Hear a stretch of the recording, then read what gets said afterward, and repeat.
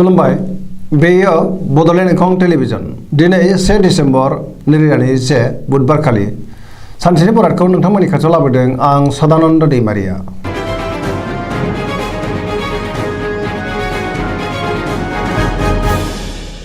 सिगां फरायनो लादों मेष राशि गिबि हांखो अ ल।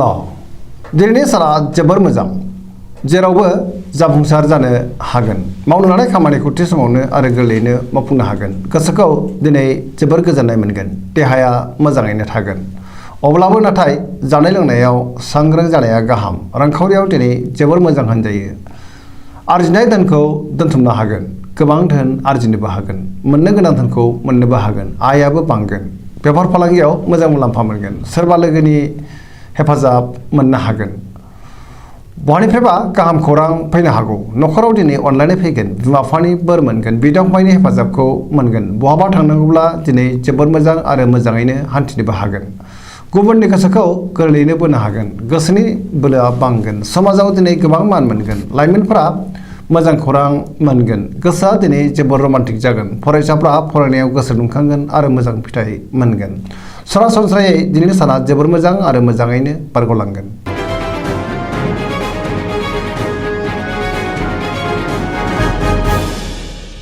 वृष राशि गिबि हांखो इ उ ब। दिनैनि साना जोबोर मोजां। गोबां मोजां खाबु फैनो हागौ। गोसोआ दुंखांगोन।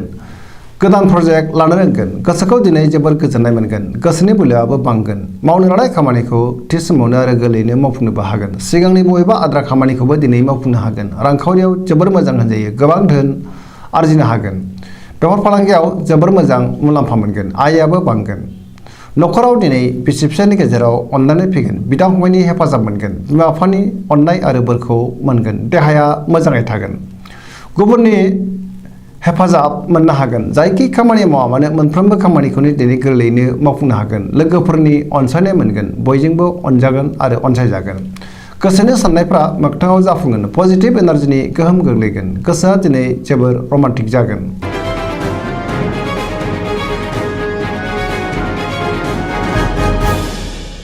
मिथुन राशि गिबि हांखो क स। दिनैनि साना मोजां आरो गाज्रिनि गेजेरजों बाबेनलांगोन। गोसोआव मानिबा जिंगा फैगोन। मोननो गोनां धोनखौ मोननो गोब्राब जागोन। गोसोनि लुबैनायफ्रा आद्रा सागोन। गोसोखौ जोबोर आला खाला मोनगोन। गोसोआ लोरबां जागोन। देहाया मोजाङै थागोन। रांखावरियाव मोजां, नाथाय अब्लाबो खरसाया बांगोन। बेफार फालांगियाव मोजां होनजायो। न'खराव दिनै अनलायनाय फैगोन। समाजाव मान मोनगोन। गोसोनि बोलोआ लोरबां जागोन। मावनो लानाय खामानिखौ मावफुंनो गोब्राब जागोन।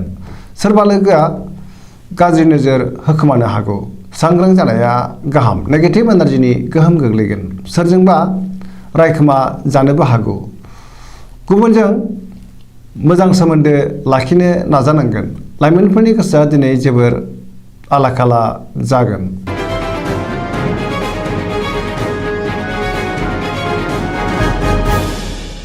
कर्कट राशि गिबि हांखो ड ड ह। दिनैनि साना जोबोर मोजां। गोबां बिथिङाव मोजां खाबु फैनो हागौ। सोरबा लोगोजों बाख्नाय जानो हागौ। गोसोनि साननायफोरा जाफुंगोन। गोसोआव पजिटिभ साननाय फैगोन। मावनो लानाय खामानिखौ थि समावनो मावफुंनोबो हागोन। रांखावरियाव दिनै जोबोर मोजां होनजायो। बेफार फालांगियाव जोबोर मोजां मुलाम्फा मोनगोन। न'खराव दिनै बिसि फिसायनि गेजेराव अनलायनाय फैगोन। देहाया मोजाङैनो थागोन। गुबुननि हेफाजाब मोनगोन। बिदा फंबायनि हेफाजाबखौबो मोननो हागोन। समाजाव दिनै बयजोंबो अनसायजागोन आरो मान मोनगोन। फरायसाफ्रा फरायनायाव गोसो दुंखांगोन आरो मोजां फिथाइ मोनगोन। गुबुननि गोसोखौ बोनो हागोन। पजिटिभ एनार्जिनि गोहोम गोग्लैगोन।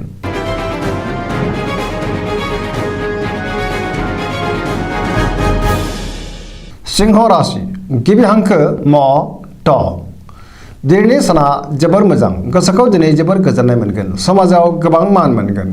बयजोंबो गोरोबनो रोंगोन आरो गुबुननि अनसायनाय मोनगोन। गोसोआव पजिटिभ साननाय फैगोन। गोबां मोजां खाबु फैनो हागौ। मावनो लानाय खामानिखौ थि समावनो आरो गोरलैयैनो मावफुंनो हागोन। सोरबा लोगोनि हेफाजाब मोनगोन। बहाबा दावबायहैनो खाबु मोनगोन आरो मोजाङैनो हान्थिनोबो हागोन। रांखावरियाव दिनै जोबोर मोजां होनजायो। आरजिनाय धोनखौ दोनथुमनो हागोन। मोननो गोनां धोनखौबो दिनै मोननो हागोन। आया बांगोन। बेफार फालांगियाव मोजां मुलाम्फा मोनगोन। गोसोनि साननायखौ गुबुननो फोरमायनोबो हागोन। न'खराव दिनै बिसि फिसायनि गेजेराव अनलायनाय फैगोन। गुबुननि गोसोखौ दिनै गोरलैयैनो बोनो हागोन। देहाया मोजाङैनो थागोन। गुबुननि थाखाय मोजां खामानि मावनानै होनो हागोन। पजिटिभ एनार्जिनि गोहोम गोग्लैगोन। जायखि खामानि मावा मानो मोनफ्रोमबो खामानिखौनो दिनै गोरलैयैनो मावफुंनो हागोन आरो गोसोनि साननायफ्रा मोगथाङाव जाफुंगोन।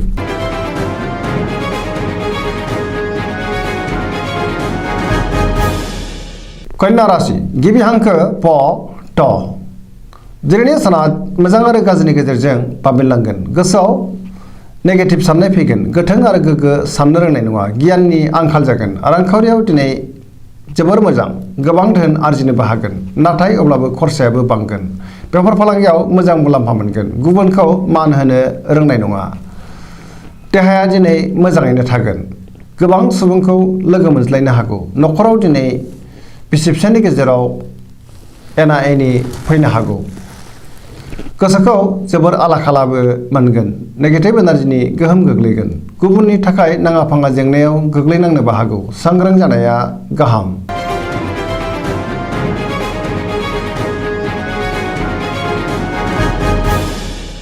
तुला राशि गिबि हांखो र ट।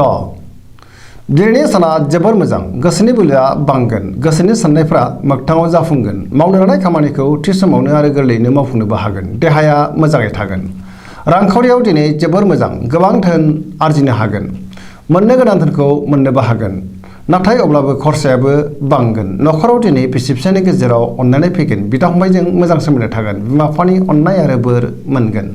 समाजाव दिनै गोबां मान मोनगोन आरो गुबुनजों अनसायजागोन। बेफार फालांगियाव मोजां होनजायो। गुबुननि गोसोखौ दिनै गोरलैयैनो बोनो हागोन। लोगोफोरनि हेफाजाब मोनगोन। माबा मोनसे मोजां खौरां मोननोबो हागौ। गोदान थांखि लानो रोंगोन। सेंग्रा सिख्लाफोरनि गोसोआ दिनै जोबोर रमान्टिक जागोन आरो गावबा गावनि गोसोनि साननायखौ फोरमायलायनोबो हागोन। गोसोआव गोग्गो आरो गोथों साननो रोंगोन। पजिटिभ एनार्जिनि गोहोम गोग्लैगोन। सरासनस्रायै दिनै साना जोबोर मोजां आरो मोजाङैनो बारग'लांगोन।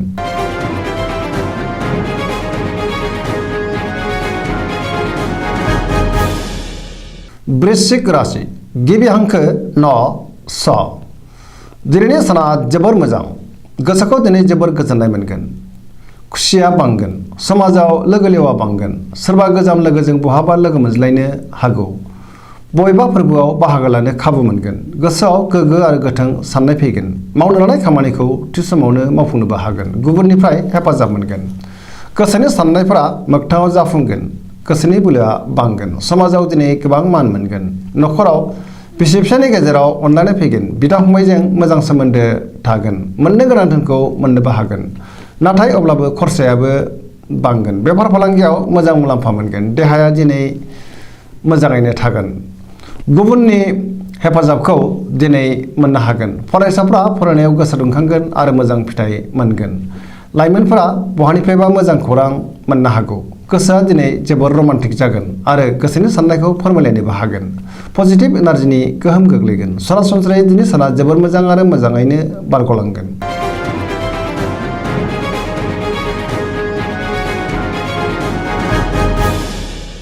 धनु राशि गिबि हांखो ढ फ भ। दिनैनि साना जोबोर मोजां। गोसोआव बोलो बांगोन। मावनो लानाय खामानिखौ थि समावनो आरो गोरलैयैनो मावफुंनोबो हागोन। गोसोनि साननायफ्रा मोगथाङाव जाफुंगोन। रांखावरियाव दिनै जोबोर मोजां होनजायो। मोननो गोनां धोनखौ मोननो हागोन। आरजिनाय धोनखौ दोनथुमनो हागोन। बेफार फालांगियाव जोबोर मोजां मुलाम्फा मोनगोन। समाजाव दिनै गोबां मान मोनगोन। न'खराव सोरबा आलासि फैनो हागौ। देहायाबो दिनै मोजाङैनो थागोन। बिदा फंबायजों मोजां सोमोन्दो थागोन। बिमा बिफानि अननाय आरो बोरखौ मोनगोन। बहानिफ्रायबा मोजां खौरां फैनो हागौ। लाइमोनफोरनि गोसोआ दिनै जोबोर रमान्टिक जागोन आरो गावबा गावनि गोसोनि साननायखौ फोरमायलायनोबो हागोन। धोरोमारि बिथिङावबो गोसो दुंखांगोन। फरायसाफ्रा फरायनायाव गोसो दुंखांगोन आरो मोजां फिथाइ मोनगोन। पजिटिभ एनार्जिनि गोहोम गोग्लैगोन।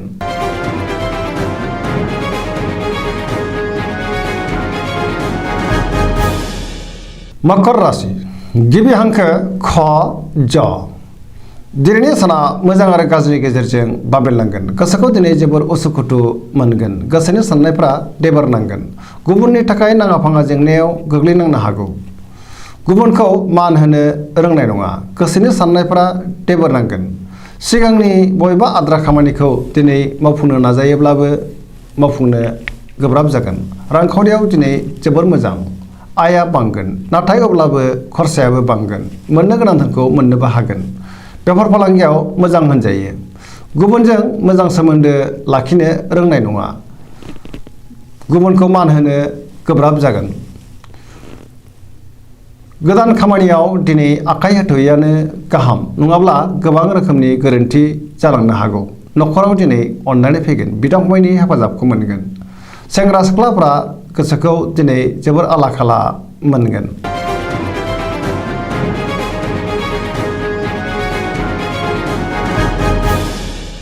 कुम्भ राशि गिबि हांखो ग स स। दिनैनि साना बारा मोजां नङा। गोसोखौ दिनै जोबोर आला खाला मोनगोन। गोजोननि आंखाल जानो हागौ। मावनो लानाय खामानिखौ थि समावनो मावफुंनो गोब्राब जागोन। बहानिफ्रायबा हरखाबै गाज्रि खौरां फैनोबो हागौ। समाजाव मान मोनगोन। गोबां मुंदांखा सुबुंजों लोगो मोनज्लायगोन। रांखावरियाव जोबोर मोजां। आरजिनाय धोनखौ दोनथुमनो हागोन। बहानिफ्रायबा मोजां खौरां मोननोबो हागौ। बेफार फालांगियाव मोजां मुलाम्फा मोनगोन। देहाया दिनै मोजाङै थागोन। न'खराव बिसि फिसायजों मोजां सोमोन्दो थागोन। बिमा बिफानि अननाय आरो बोर मोनगोन। बहाबा दावबायहैनो एबा हान्थिनो खाबु मोनगोन।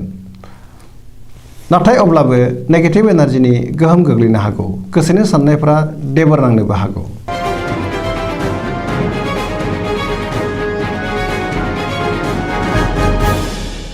मीन राशि गिबि हांखो ड स।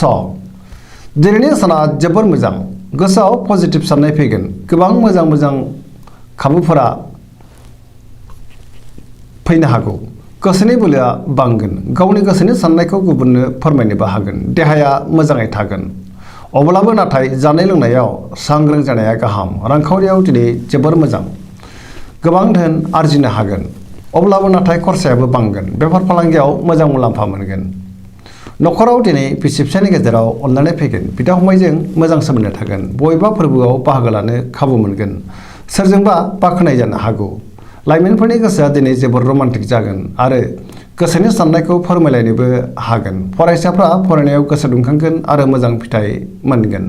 जायखि खामानि मावा मानो मोनफ्रोमबो खामानियावनो दिनै जाफुंसारनो हागोन। दिनैनि राशि फरायनाया एसेनोसै। जोबनायाव बेखौनो खावलायो जाहाथे नोंथांमोना सानफ्रामबो जोंनि बे बड'लेण्ड इंखं टेलिभिजनखौ नायबाय थायो आरो साबस्क्राइब खालामो, लोगोसे लाइक खालामो आरो शेयार खालामो। एसेनोसै, गोजोन्थों।